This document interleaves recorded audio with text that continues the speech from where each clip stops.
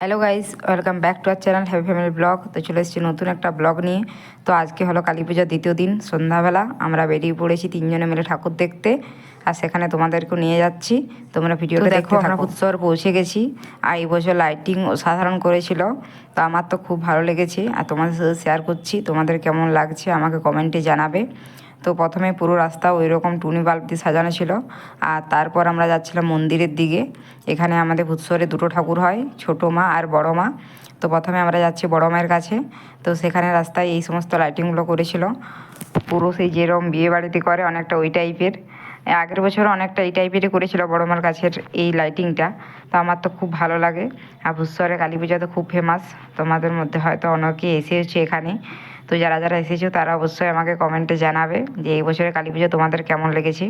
তো এটা হলো সেই লক্ষ্মীনারায়ণ ঠাকুরের সামনের মন্দিরটার কাছটাতে, এখানে পুরো টুনি লাইট দিয়ে সাজিয়েছিল।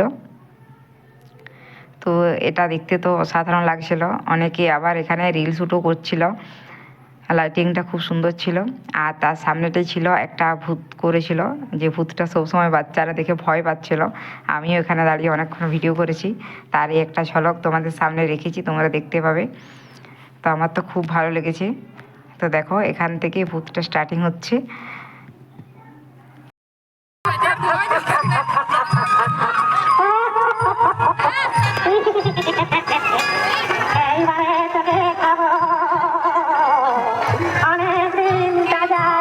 আর এরপর আমরা পৌঁছে গেছি বড় মার কাছে।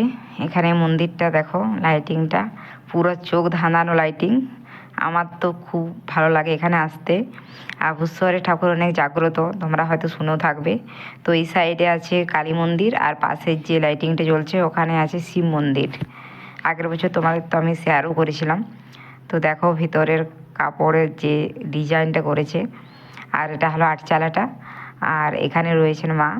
তো চলো, মায়ের মুখটা দেখলে একদম মানে পুরো শান্তিতে ভরে যায়। তো এই হলো আমাদের বড় মা। তোমরা চাইলে পজ করে একবার প্রণাম করে নিতে পারো।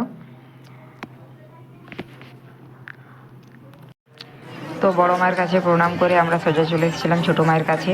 তো এখানে লাইটিংটা খুব সুন্দর করেছিল, আর এখানেও প্রচুর পরিমাণে ভিড় ছিল। আমাদেরকে অনেকক্ষণ লাইন দিয়ে ঠাকুর দেখতে হয়েছে। এখানে কালী পুজোয় প্রচুর ভিড় হয়।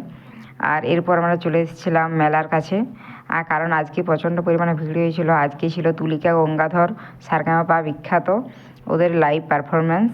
তো প্রোগ্রাম শুরু হওয়ার কথা ছিল 8টা থেকে, কিন্তু শুরু হতে হতে প্রায় 9টা সাড়ে 9টা বেজে গিয়েছিল।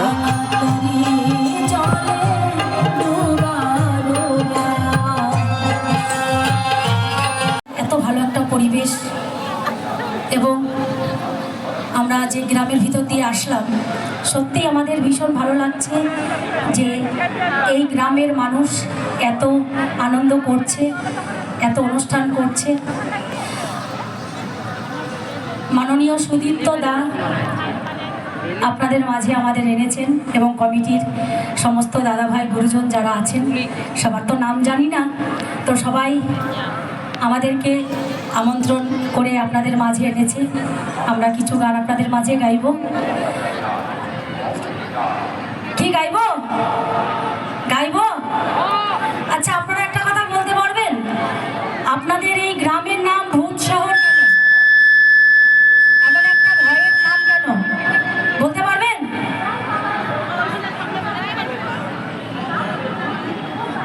আপনাদের ভয় লাগে না? না, আমরা গ্রামের ভিতর থেকে যখন চলতে চলতে আমরা চলে এসেছিলাম এই জায়গাটাতে। এই জায়গাটা এই বছর ভূতস্বর কালী পূজায় করেছিল ফটো তোলার জন্য সেলফি জোন। তো সাজানোটা কেমন লাগছে আমাকে অবশ্যই জানাবে কমেন্টে। আমার তো খুব ভালো লেগেছে। তো আজকের ভিডিওটা এখানে শেষ করছি। দেখা হচ্ছে খুব তাড়াতাড়ি নতুন একটা ভিডিওতে। ততক্ষণ সবাই ভালো থেকো, সুস্থ থেকো। দেখা হচ্ছে পরের ভিডিওতে। Tata guys.